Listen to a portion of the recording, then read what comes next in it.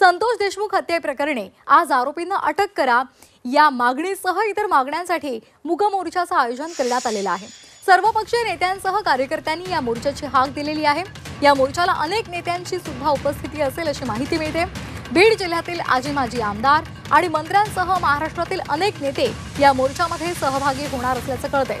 हा मोर्चा डॉक्टर बाबासाहेब आंबेडकर पुतळ्यापासून तिथून निघून जिल्हाधिकारी कार्यालयावर धडकणार आहे। सकाळी 11 वाजता या मोर्चाला सुरुवात होणार आहे। या संदर्भात अधिक माहिती घेणार आहोत आमचे प्रतिनिधी विष्णू बुर्गे यांच्याकडून। विष्णू, आज मूक मोर्चाचं आयोजन करण्यात आलेलं आहे। सकाळी 11 वाजता हा मोर्चा निघणार आहे। कोण कोण नेते महत्त्वाचे उपस्थित राहतील?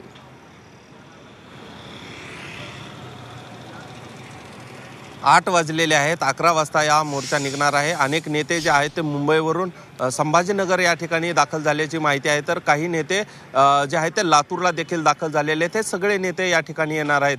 खरं तर हा मोर्चा संतोष देशमुख यांची हत्या झाली त्यानंतर 19 दिवस उलटलेत, तरीही 3 आरोपी या प्रकरणातील फरार आहेत। त्यामुळे हे सगळे नेते आक्रमक झालेले आहेत। बीडचे लोक देखील आक्रमक झाल्याचं पाहायला मिळतंय। हेच ते स्टेज आहे। या ठिकाणावर येणार आहेत हे सगळे बीडच्या जिल्हाधिकारी कार्यालयासमोर हा जो स्टेज आहे याच ठिकाणावरून हे जे नेते आहेत ते संबोधित करणार आहेत। खरं तर सुरेश धस, त्यानंतर क्षीरसागर आणि या सगळ्या प्रकरणामध्ये आक्रमक बाजू मांडली ती जितेंद्र आव्हाड यांनी देखील, अंजली दमानिया या देखील या ठिकाणी उपस्थित राहणार असल्याची माहिती आहे। हे सगळे नेते याच ठिकाणावरून संबोधित करणार असल्याची देखील माहिती आहे। खरं तर मोर्चा सुरू होणार आहे 11ला। 11 वाजता मोर्चा सुरू झाल्यानंतर हा मोर्चा जिल्हाधिकारी कार्यालयावरती धडकणार आहे आणि आपण ही दुसरी बाजू पाहू शकता। याच ठिकाणी हे सगळे मोर्चेकरी बसणार आहे। खरं तर हा रहदारीचा रस्ता आहे, पण जिल्हाधिकारी कार्यालयासमोर जरी हा रस्ता असला तरी मोर्चेकरी ज्यावेळेस येतील त्यावेळेस आपण समोर पाहू शकता छत्रपती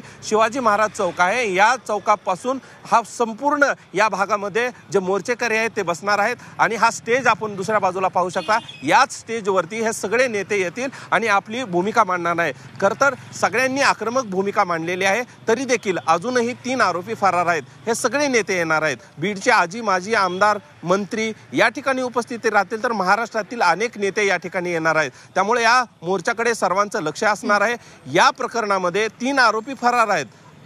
19 दिवस उलटले तरी आरोपी फरार का, हा सगळ्यात मोठा प्रश्न आहे आणि हा प्रश्न उपस्थित करण्यासाठी हे सगळे नेते या ठिकाणी येणार आहेत। एकूणच बीड जिल्ह्यातील हे सगळं प्रकरण जरी संतोष देशमुख यांच्या हत्येचं असलं तरी या प्रकरणामध्ये आता राजकीय लोक देखील येत आहेत आणि हे इथं येऊन काय बोलणार याकडे सर्वांचं लक्ष असणार आहे।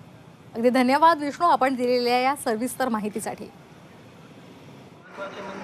आपण हे दृश्य पाहतोय, बीडमध्ये आज सर्वपक्षीय मूक मोर्चाचं आयोजन करण्यात आलेलं आहे। जरांगे पाटील या मोर्चामध्ये सहभागी होणार आहे। तसंच आजी माजी आमदार आणि इतर मंत्री सुद्धा या मोर्चामध्ये सहभागी होणार असल्याची माहिती मिळते।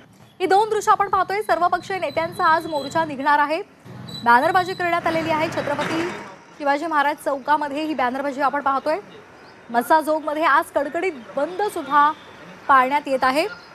हे दृश्य आपण पाहतोय। सरपंच संतोष देशमुख यांच्या हत्येच्या निषेधार्थ आज मस्साजोग गावामध्ये कडकडीत बंद पाळण्यात येतोय।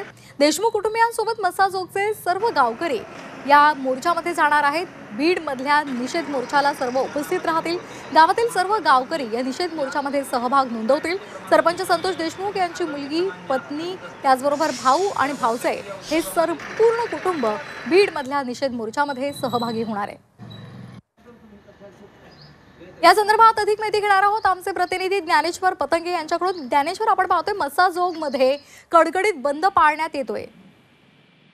आज संतोष देशमुख यांच्या हत्येला 19 दिवस उलटले तरी सर्व मारेकरी अटक होत नाही। याच्या निषेधार्थ बीडमध्ये सर्वपक्षीय मोर्चा आहे आणि संतोष देशमुख यांचं जे मूळ गाव आहे मस्साजोग या ठिकाणी देखील या घटनेच्या निषेधार्थ आज बंद पाळला जाणार आहे।